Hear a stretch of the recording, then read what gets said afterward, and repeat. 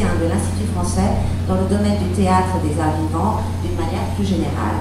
Je tiens à signaler et à saluer la présence de Pascal Paradou de RFI, donc adjoint à la directrice des magazines, et Lucie Boutoulou, qui est réalisatrice de l'émission La danse des mots d'Yvan Amar, car comme vous devez tous maintenant le savoir, RFI est présent à Port-au-Prince cette semaine et je vous invite vivement à participer puisque les émissions sont ouvertes au public demain et après-demain à 17h au Café Trio avec des émissions sur la santé, sur l'environnement et également la danse des mots d'Yvan Amar. Voilà pour la parenthèse de RFI. Donc je vais très vite céder la parole à Jessie et merci encore d'être parmi nous. Merci à vous et bonjour à toutes et à tous. Vous m'entendez? Oui. Donc avant de rentrer dans les vif du sujet, je souhaiterais me présenter parce que je trouve que c'est important de tout de suite créer un lien plus personnel, humain avec vous. Donc je suis italienne et je vis et travaille en France, à Paris, depuis 20 ans. Et en effet, j'ai accompli toute ma carrière professionnelle dans le secteur du spectacle vivant et des échanges internationaux et surtout dans un organisme jusqu'à il y a 3 ans qui s'appelle l'Office national de diffusion artistique. L'Office national de diffusion artistique, c'est un organisme en France, unique au monde, qui est subventionné par le ministère de la Culture et de la Communication et qui a pour mission principale d'accompagner la circulation des œuvres innovantes qui participent au renouvellement de formes sur le territoire national et de stimuler les échanges internationaux. Si je parle de ça, c'est parce que grâce à cette expérience fondamentale, j'ai appris que pour pouvoir travailler et se mettre en relation avec des artistes dans les domaines internationaux, il faut vraiment faire l'expérience de plusieurs facteurs. Donc bien sûr, l'accompagnement, la production et la création. Bien sûr, il y a l'aspect financier qui est très important. Il y a aussi d'autres aspects qui contribuent vraiment au développement de la carrière professionnelle d'un artiste à l'international. C'est la capacité aussi de repérer son talent, la capacité de le rendre visible, la capacité de le mettre en relation et en réseau avec d'autres réseaux qui existent dans le monde et en France, la capacité aussi de pouvoir être réactive en situation, de s'adapter à des situations financières ou des contextes qui changent, sans changer la nature et l'intention du projet, la nature et l'intention de l'artiste, d'être à l'écoute de l'artiste et de son contexte aussi humain et sociologique. Donc cette expérience pour moi a été fondamentale et j'étais très très heureuse de participer au développement de l'ONDA dans les échanges internationaux. Je pense que l'ONDA, peut-être vous ne le connaissez pas, mais j'espère qu'un jour vous aurez la possibilité d'entrer en relation avec cet organisme, parce que c'est cet organisme qui vous permet aussi, en lien avec l'Institut français, on en reparlera après, de pouvoir rendre visible, de pouvoir montrer vos œuvres en France. Donc en 2010, après une longue expérience à l'ONDA, j'ai rejoint l'Institut français. Pour moi, c'était un défi très important, parce que c'était l'année où la Culture France allait se transformer en Institut français, un établissement public. Et surtout, pour moi, c'était un pari important de voir comment je pouvais, à travers cette expérience très reliée à l'artistique, au poétique, je pouvais aussi l'articuler avec une expérience du politique. L'Institut français, c'est un établissement public. C'est l'opérateur de l'action culturelle du ministère des Affaires étrangères. Et pour cela, vraiment, c'était important aussi de voir comment, dans cette transformation, le développement et l'accompagnement des artistes pouvaient prendre une autre envergure qui était vraiment, bien sûr, basée sur l'appui à la création artistique, mais après, comment faire rayonner cette création artistique et la faire partager avec le public. Donc, j'ai rejoint l'Institut français en 2010, c'était la grande transformation. Et là aussi, je me suis rendu compte que je faisais l'expérience d'un organisme unique au monde dans la mise en place de ces programmes concernant la coopération culturelle.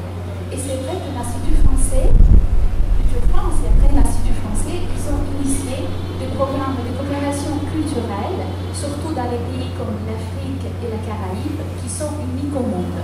Donc, j'ai participé à deux expériences que la France a mis en place et qui sont vraiment très particulières et que beaucoup de pays européens nous envient.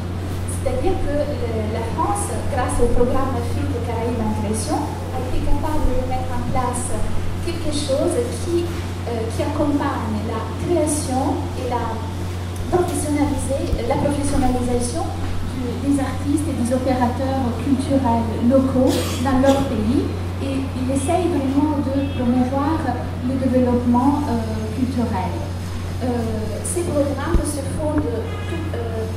fondés sur la nécessité d'intégrer la culture dans les stratégies politiques nationales et internationales comme facteur de développement. Et ça, c'est très important, tout en préservant la diversité culturelle, la différence, l'autre. Et donc, dans le cadre de ce programme Afrique et Caraïbes d'Intégration, dans lequel je me suis confrontée tout de suite en arrivant à l'Institut français, il y a plusieurs dispositifs de soutien qui sont très utiles pour les artistes comme vous, qui vous faites partie d'une zone 4BN qui est très isolée, qui est très morcelée, qui est très enclavée, donc il n'y a pas la possibilité de se mettre en relation de façon très facile, malgré aujourd'hui la facilité, la globalisation, avec le reste du monde. Il y a plusieurs dispositifs qui sont très importants et qui permettent aux artistes et aux opérateurs de pouvoir ouvrir des espaces pour eux, pour la création et pour la visibilité des œuvres. Il y a un dispositif qui s'appelle Appui à la création, qui permet à des artistes émergents, des nouvelles générations, des jeunes artistes, de pouvoir imaginer dans un temps circonscrit, de pouvoir partir à l'étranger, pouvoir essayer de trouver un moment où ils peuvent se mettre en relation avec d'autres artistes d'autres pays, donc en France ou à l'étranger, et se concentrer sur un projet de création. Ces dispositifs s'appellent Visa pour la création. Je pense que dans la salle, on a un artiste qui a participé à ces dispositifs. Il sera intéressant d'avoir son retour. Il s'appelle Marc Vallès-Dessert, qui a été lauréat pour Visa pour la création en 2012. Voilà. Et ce dispositif vraiment permet un déplacement de l'artiste. L'artiste a besoin de se déplacer, a besoin de sortir de son isolement, a besoin de rencontrer d'autres gens pour pouvoir enrichir sa réflexion et pouvoir créer différemment. Après, il y a un autre, concernant la Caraïbe, il y a un autre dispositif auquel personnellement j'attache vraiment une importance particulière, c'est les dispositifs Caraïbes. C'est-à-dire c'est vraiment la possibilité qu'on donne ou à des artistes ou à des opérateurs de pouvoir imaginer des projets en lien avec des opérateurs ou des artistes qui travaillent dans la zone caribéenne. Pourquoi j'attache une importance particulière à ces dispositifs? C'est parce que je trouve qu'aujourd'hui, pour la Caraïbe, surtout pour Haïti, c'est très important de trouver des affinités, je ne dis pas électives, mais trouver des affinités dans la même région, de trouver un peu de correspondance et de pouvoir travailler dans une zone qui n'est pas très éloignée et qui leur permet aussi d'avoir un échange et une entente beaucoup plus facile. De regarder aussi au sud, de regarder vers le Brésil, vers la Colombie, vers les Saint-Domingue, vers les autres îles. Peut-être qu'il y a une matrice affinière qui peut vous faire sens pour vous. Et vraiment imaginer quelque chose qui se fait en réseau, qui ne vous laisse pas isolé et qui crée aussi des liens qui peuvent être durables dans le temps. Et puis aussi, il y a l'appui au festival. Donc l'Institut français vraiment tient à tout prix à essayer d'accompagner la professionnalisation des opérateurs qui ont envie vraiment de créer des situations, des temps forts, des saisons, des temps où le public se rassemble et où l'œuvre est visible. Donc, par exemple, là, on a beaucoup travaillé avec le Festival des 4 Chemins et on a essayé vraiment de travailler en liant la formation et la visibilité des artistes. C'est un festival qu'on depuis longtemps à travers des opérations de formation et qui après sont visibles aussi tout au long du festival. Et c'est vrai que le festival cette année, le leitmotiv du festival cette année, c'est passer la main. C'est-à-dire le festival aujourd'hui à 10 ans, donc on peut passer la main.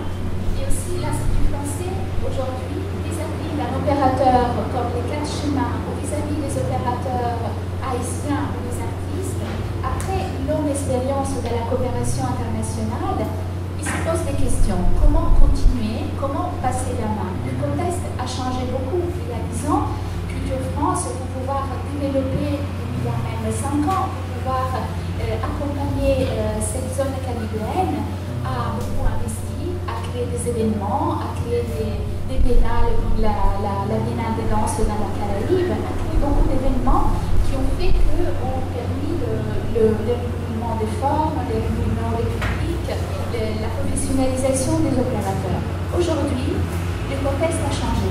Donc il faut, nous aussi, en tant qu'institution publique, en tant qu'Institut français, imaginer de continuer, mais de remettre en question aussi certaines méthodologies de travail, parce que la crise nous ravage tous. C'est vrai que c'est incomparable par rapport à ce qu'on vivait, mais aussi l'Europe et la France vivent des moments où la crise peut créer de l'injustice, de l'inégalité, de la régression. Donc il est très important aujourd'hui, soit pour les opérateurs, aussi pour les institutions publiques, de repenser les méthodologies de travail. Donc je pense que ces moments aujourd'hui est très important, cette rencontre est très importante parce que ça nous permet, au-delà des dispositifs que l'Institut français peut mettre en place, qui sont importants et qui ne seront jamais plus dotés d'argent comme il y a une dizaine d'années, de voir comment ces dispositifs existent, mais comment peuvent être amplifiés et avoir plus de puissance grâce à la contribution aussi d'un engagement, d'un désir engagé des artistes sur place, des opérateurs sur place, et aussi d'autres opérateurs français qui voudraient nous rejoindre dans cette mission. Voilà. Et c'est pour ça que je trouve qu'aujourd'hui, la rencontre que nous faisons aujourd'hui est importante parce que si nous voulons construire ensemble quelque chose, c'est aussi à partir des indications et des suggestions que vous, artistes, opérateurs, qui vivez aujourd'hui le quotidien ici en Haïti, pouvez nous donner aussi. Parce qu'on a besoin aussi de vos suggestions. Pour nous, l'artiste est très important. C'est lui qui relie vraiment le cercle de femmes. Le politique, c'est un maillon très important pour les institutions. Qui nous fait avancer, pouvoir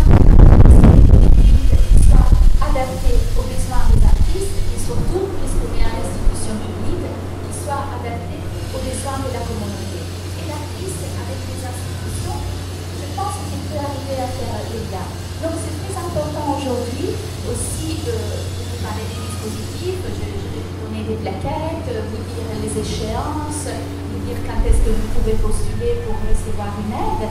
Mais je crois que cette rencontre d'aujourd'hui va être très productive si aussi de votre part on reçoit aussi des suggestions, des questions, des analyses, du bilan que vous direz si vous avez expérimenté aussi des programmes de l'Institut français et d'avoir aussi un retour de votre part parce qu'on ne peut plus être les seuls, on ne peut plus imposer des choses, on ne peut plus être les seuls à travailler avec vous, il faut une responsabilité comme partagée. Il faut un désir engagé, partagé, de pouvoir mettre en place des choses. Voilà.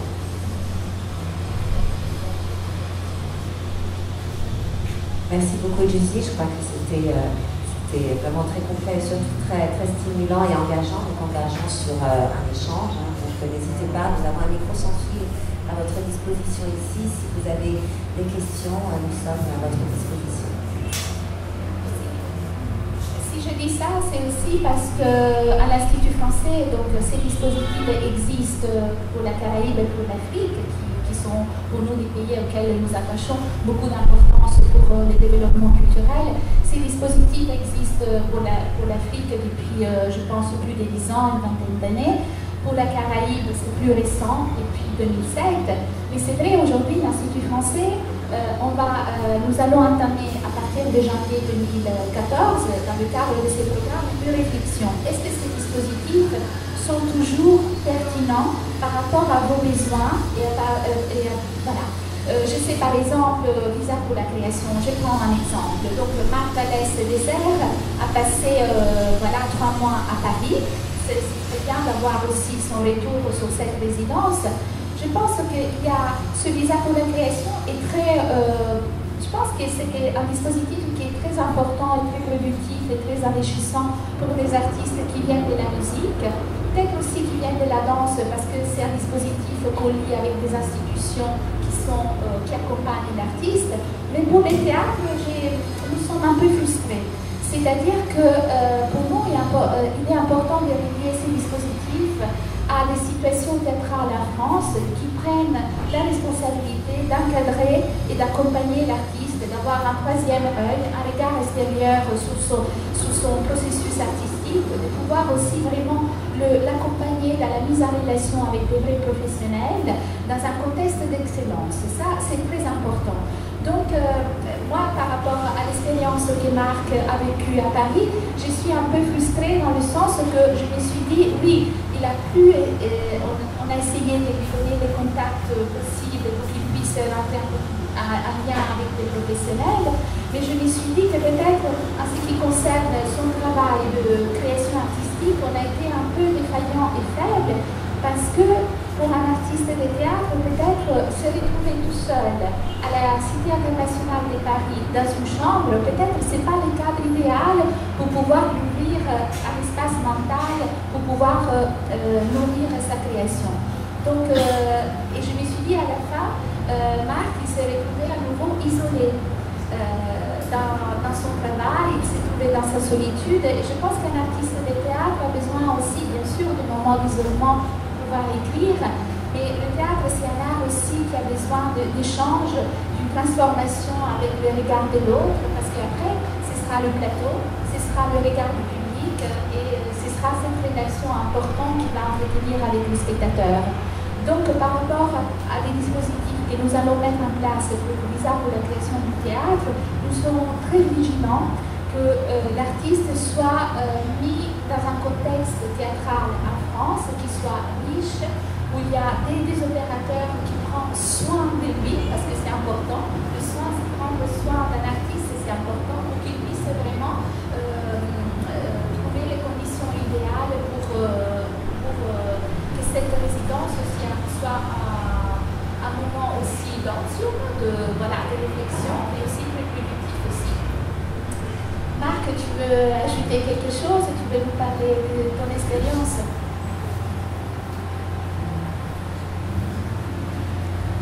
J'en parlerai après, mais il y a un milieu lycéen aussi qui est là, qui a participé à Visa pour la création. Mais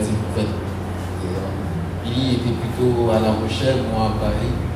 Et c'est vrai que le cadre, en fait, à la Cité des Arts, il y a plein d'artistes un peu partout dans le monde, mais il n'y a pas de possibilité d'échange sur ce que tu fais ou sur le théâtre, tout simplement.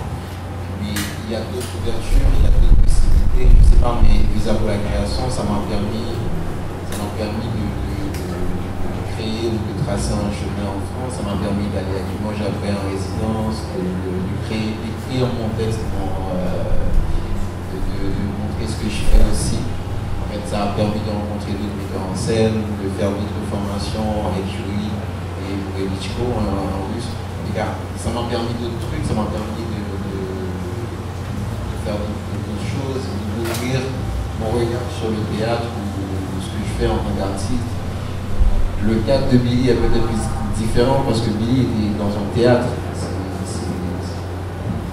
Bon, en tout cas.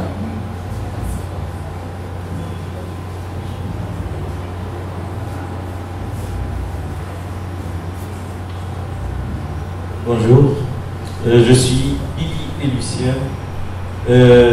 En 2010, j'ai eu la bourse Visa pour la création avec le projet Les Cerveaux de la Saint-Jean du docteur Jeffrey Bravo. Donc j'ai été à La Rochelle dans le cadre de cette résidence-là. comme vous avez parlé de frustration, j'étais très frustré par rapport à cet isolement-là, cette manque d'encadrement. Donc j'étais là avec le projet, avec les comédiens. Le cadre du centre de Carmonde était difficile par rapport à ce que je voulais faire. Donc j'ai dû aller au théâtre pour pouvoir présenter un peu le travail que j'avais réalisé. Et après, je vous posais toujours la question, est-ce qu'il y a un après? J'ai jamais su, j'ai jamais eu de réponse, je ne savais pas. Donc c'est pour ça, quand Marc allait, je me suis dit, j'espère qu'il va avoir au moins quelqu'un qui puisse l'orienter. La chose que je n'ai pas eu moi-même, parce que je voulais faire autre chose, continuer avec le projet, mais je n'ai pas pu. Donc j'ai eu pendant longtemps cette frustration-là de n'avoir pas pu continuer ou avoir quelqu'un pour discuter, pour parler de ce que pourrait être ce projet-là. Donc c'est vrai qu'après j'ai fait autre chose, bien sûr. Mais de là, je pense que Visa pour la création, on a peu d'informations sur ce que c'est et qu'est-ce que ça peut nous offrir, nos créateurs. C'est vrai que l'Institut français a une convention avec le Centre Intermonde à La Rochelle pour pouvoir inviter des artistes ou africains ou caribéens qui passent 3 mois là-bas. Et c'est vrai que ça rejoint ce que vous dites, ce que je disais. En plus, à La Rochelle, c'est vrai qu'avec Marc, habitant à Paris, on a pu échanger, on a pu se rencontrer. J'ai pu le mettre en lien avec des opérateurs. La Rochelle reste quand même aussi, il faut dire, éloignée de l'Institut français, des chargés d'émission de l'Institut français qui sont là au moins pour faciliter la rencontre. Et il faut dire aussi que ça aussi, on va le prendre en considération dans nos questionnements. Le centre Intermonde est un centre très important, un carrefour, il y a la compagnie de l'Horizon qui mène un travail important, mais qui reste très limité dans la ville et qui n'a pas une envergure d'un rayonnement national et qui ne sont pas, vous savez, en France tout marche par réseau, qui ne sont pas un lien et un réseau avec des théâtres, des festivals français qui sont là pour repérer les artistes qui viennent de l'étranger. Donc c'est vrai que vous vous êtes trouvé dans une situation un peu double d'isolement. L'éloignement de Paris et aussi le fait que le centre Intermonde est un centre vraiment d'une efficacité par rapport à l'accueil, aux conditions, mais c'est vrai qu'il n'est pas très en lien avec tous les réseaux des professionnels français qui pourraient être susceptibles à un travail d'un artiste venant de cette partie du monde. Voilà, ça vous vous êtes trouvé dans une situation un peu difficile et je le comprends, mais on va... Et en même temps, après, ça dépend du parcours personnel de l'artiste. Je peux vous amener une autre expérience d'un artiste guinéen, Hakim Ba, qui, grâce à cette expérience à La Rochelle, a pu vraiment rencontrer des partenaires en France et donc présenter, par exemple, faire une résidence à l'Aquarium chez François Rancillac, avoir des idées pour monter en Guinée un festival sur les écritures contemporaines, l'univers des mots. Donc c'est vrai qu'il y a une partie qui est liée après à l'initiative personnelle, au parcours personnel, au hasard des rencontres. Mais ce sont des questions que nous allons mettre dont nous allons vraiment réfléchir pour le dispositif Visa pour la création qui arrive, parce que ça nous paraît important de rapprocher au maximum les artistes avec les milieux culturels français.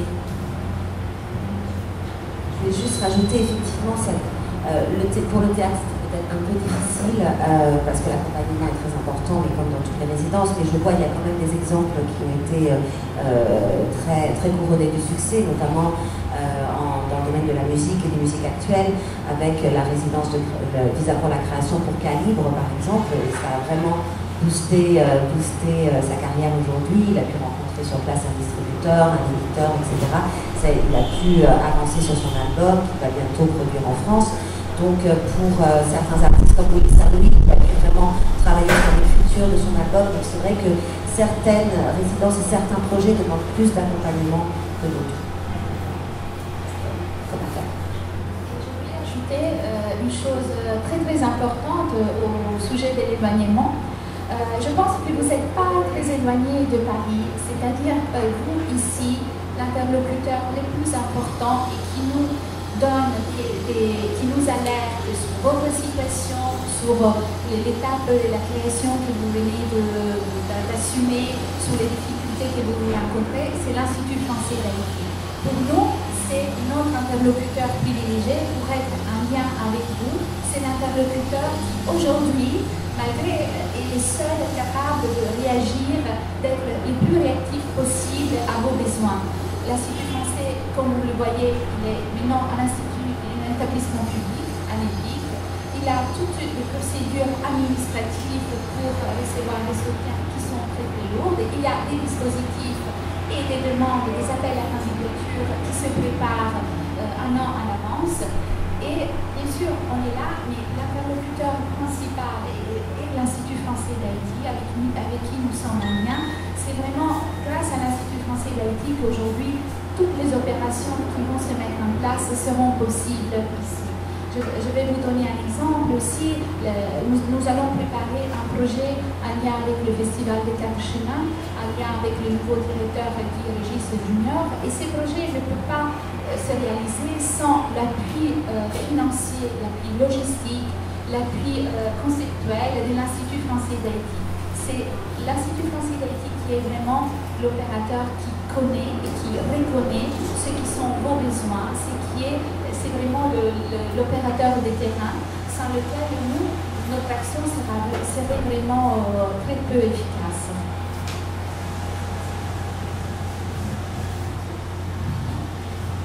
Est-ce qu'il y aurait une autre question?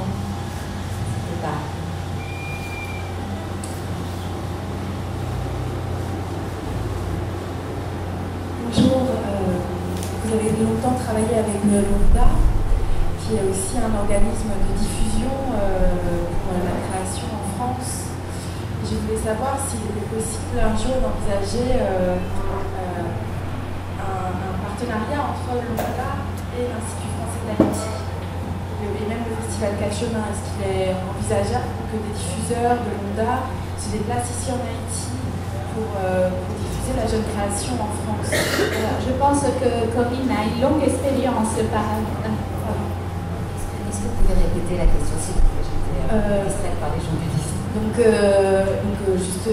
Je m'appelle Caroline, je travaille en Belgique dans le théâtre et LONDA est pour nous en Belgique et en France un des organismes principaux de diffusion pour la jeune création théâtrale. Et je ne savais pas que vous aviez travaillé longtemps à LONDA. Est-ce que vous imaginez qu'un partenariat peut être envisageable entre LONDA et l'Institut français, LONDA et le Festival Quatre Chemins pour la diffusion des jeunes créateurs aujourd'hui en Haïti? Oui, tout à fait. Comme je disais avant, peut-être un jour vous serez amené à être en lien avec LONDA pour montrer vos œuvres. LONDA fonctionne d'une manière très très informelle. Il n'y a pas besoin de convention. Il faut juste, et ça ce sera le rôle de l'attaché culturel, et je pense que Corinne, sur cela, dans ses missions passées dans d'autres pays étrangers, elle a déjà une expérience, parce que c'est à l'attaché culturel, à l'Institut français d'Haïti, d'être un peu celui qui va alerter LONDA, il va alerter l'équipe de LONDA en leur disant, ils le font aussi les attachés culturels au Brésil, en Argentine. Là, en ce moment, il y a matière pour que les professionnels français fassent un voyage de repérage en Haïti pour rencontrer les artistes, voir des spectacles, par exemple, dans le cadre du Festival des Quatre Chemins. Donc là, il faut vraiment d'abord... Donc c'est une chose très facile, mais justement pour arriver à cette chose qui en soi est très facile, c'est juste un contact avec le conseiller international. Il faut qu'il y ait conscience d'une matière artistique, d'une réalité artistique qui peut être susceptible d'intéresser les milieux professionnels français. Et je pense pense que ça va se produire. C'est-à-dire que l'ONDA est très très intéressée aux cultures du Sud, elle l'a été toujours. Aujourd'hui, s'il y a des artistes brésiliens, des artistes argentins, des artistes colombiens qui passent régulièrement dans les scènes françaises, dans les festivals les plus importants comme le festival d'automne, le festival d'Avignon, c'est grâce aussi, pas seulement, bien sûr c'est toujours un concours de circonstances, mais c'est grâce au travail de repérage que l'ONDA a mis en place, à des voyages de repérage que l'ONDA a mis en place dans des pays comme, voilà, dans ces pays-là, en lien avec un festival et les instituts français locaux. Donc l'ONDA, pour pouvoir organiser ces voyages, l'ONDA donne des bourses de mobilité à des professionnels français, directeurs de théâtre ou festivals qui sont les moins dotés. Par exemple, on ne va jamais aider le festival d'Avignon d'automne, mais vous savez, en France, l'ONDA a contribué vraiment à l'aménagement du territoire culturel. Il y a des festivals très importants, très intéressants qui se passent aussi dans des zones très éloignées de la capitale, aussi même dans des zones rurales. Et donc l'ONDA, pour pouvoir effectuer ces voyages de repérage, offre des bourses de mobilité aux opérateurs français qui sont les moins dotés, mais peut-être qui sont les plus intéressés et les plus engagés dans la découverte de la création contemporaine étrangère. Autre question justement sur le visa pour la création, parce que vous parliez de l'isolement qu'il pouvait avoir pour les artistes de théâtre. Je voulais savoir si des partenariats avec des festivals de jeunes créations, si par exemple le visa pour la création pouvait plutôt se faire dans le cadre d'un festival de jeunes créations en France comme Première ou Impatience, qui sont des festivals de jeunes artistes émergents. Alors, c'est tout à fait une bonne question. Nous sommes en train de réfléchir à cette question. Peut-être, alors, pas vraiment pour visa pour la création, mais pour une sorte de mobilité touriste-artiste. C'est-à-dire qu'on s'est rendu compte que c'est vrai que le temps d'un festival est très très important. C'est un temps où les liens se font, où l'artiste voit beaucoup de spectacles, rencontre d'autres artistes. Je ne sais pas si c'est un temps propice pour une étape de création et où les professionnels qui sont engagés peuvent prêter de l'attention vis-à-vis de l'artiste. Mais c'est un temps propice pour rencontrer, faire du lien. Donc on est en train de réfléchir, mais ça c'est un projet qu'on a avec l'équipe d'Afrique et Caraïbes Création depuis quelques temps, mais qui doit être validé, qui fera l'objet de cette réflexion que nous allons mener en janvier, de pouvoir imaginer des conventions avec des festivals français et européens pour que des artistes comme vous puissent se rendre dans ce festival sur toute la durée et sans obligation de résultat, voir les spectacles, rencontrer les artistes, se balader dans la ville, vraiment incorporer un certain mode de vie, de pensée et de création qui rôde autour de ce festival. Et ça, c'est quelque chose à laquelle, moi personnellement, et l'équipe d'Afrique et Caraïbes d'Impression, y tient beaucoup, parce que je pense que c'est sur le long terme, c'est vraiment quelque chose qui peut être très, très enrichissant pour l'artiste. Avec quel festival vous voudriez travailler? Nous pensons que les cadres plus propices, c'est pas sans doute le festival d'Avignon, ni le festival d'automne, qui sont des festivals où peut-être ils ont d'autres types de préoccupations, ils n'auront pas justement ce soin pour pouvoir être à côté d'un artiste qui arrive, mais ça peut être le festival Mettre en scène, ça peut être le festival Première à Strasbourg consacré à la jeune création. En Europe, ça peut être le Kunsten Festival des Arts à Bruxelles, qui est vraiment un festival. Vraiment, je voudrais qu'un jour chacun de vous puisse y aller parce que c'est vraiment un carrefour de diversité, d'identités différentes, d'esthétiques différentes, ou le festival à Zurich, Zurich Théâtre Spectacle, qui est très consacré, qui est très attaché à la présentation des œuvres des pays émergents.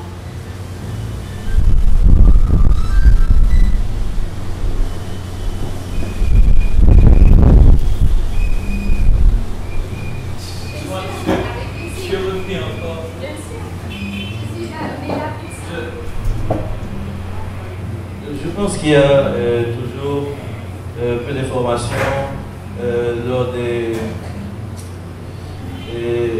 appels à projets et pour visa, pour la création. Et vous avez parlé d'appui au festival aussi. Normalement, ce sont des festivals, quel type de festival? De contes, de théâtre, de musique? Parce que moi j'ai un festival de contes qui s'appelle Contes Bâtonnel.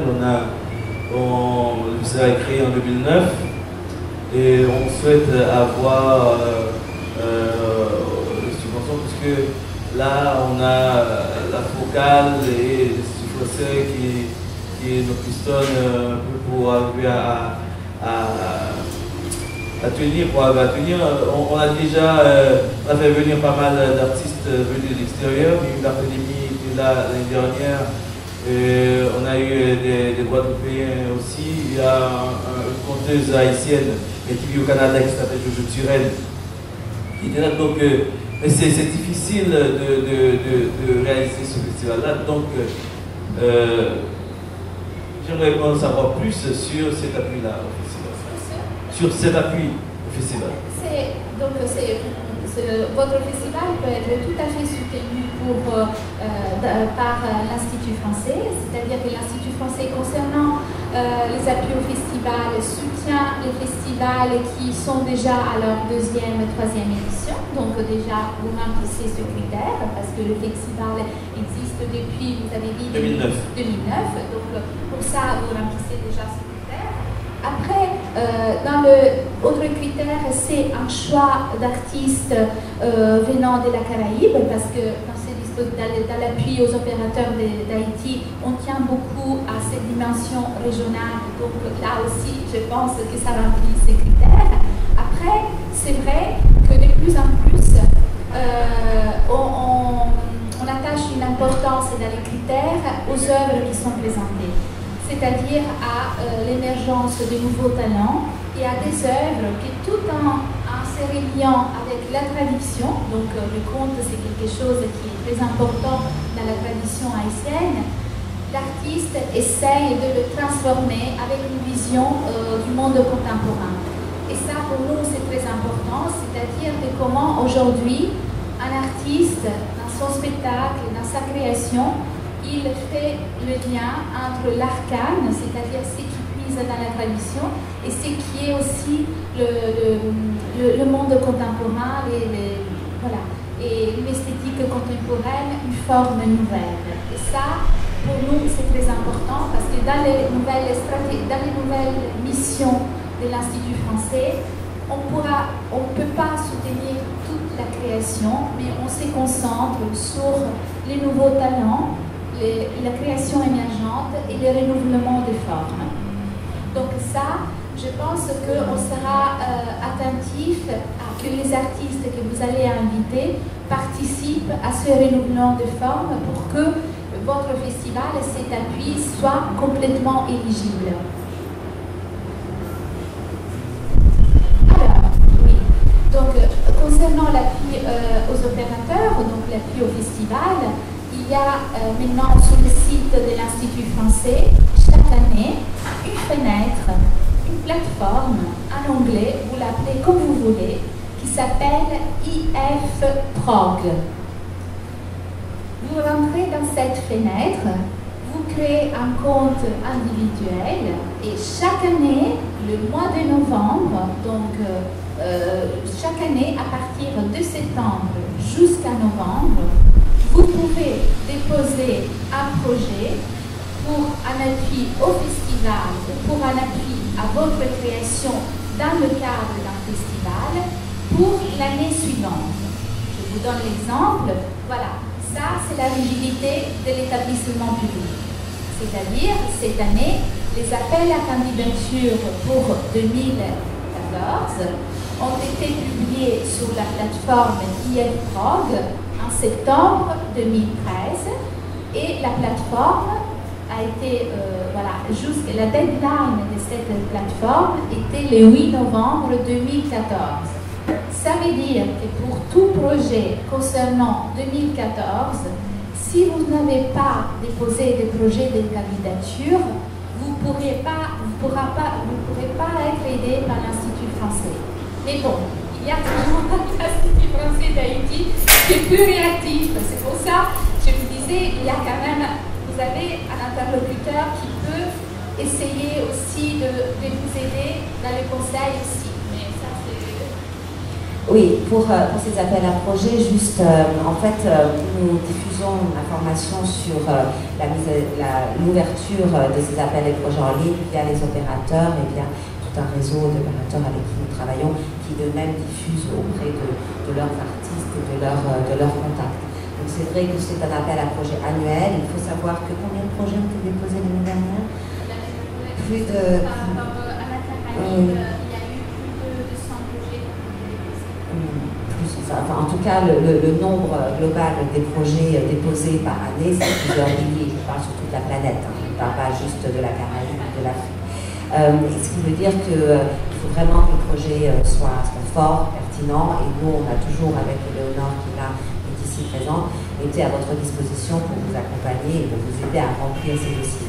Alors, on a rempli quelques dossiers cette année. J'espère que l'Institut français, qui se réunit en commission, une fois que tous les projets sont mis sur cette plateforme, l'Institut français à Paris organise des commissions thématiques et discute ensemble avec des experts extérieurs sur la pertinence du projet par rapport aux priorités de l'Institut français, etc. Par rapport également à l'avis du poste. Le poste, ce que j'entends par le poste, c'est nous, l'Institut français Haïti, et l'ambassade de France, qui donnons notre avis sur les projets qui sont déposés. Et selon notre avis, selon l'avis des participants en commission, le projet obtient oui ou non une aide qu'il a demandée. Il faut savoir aussi que moi je suis en train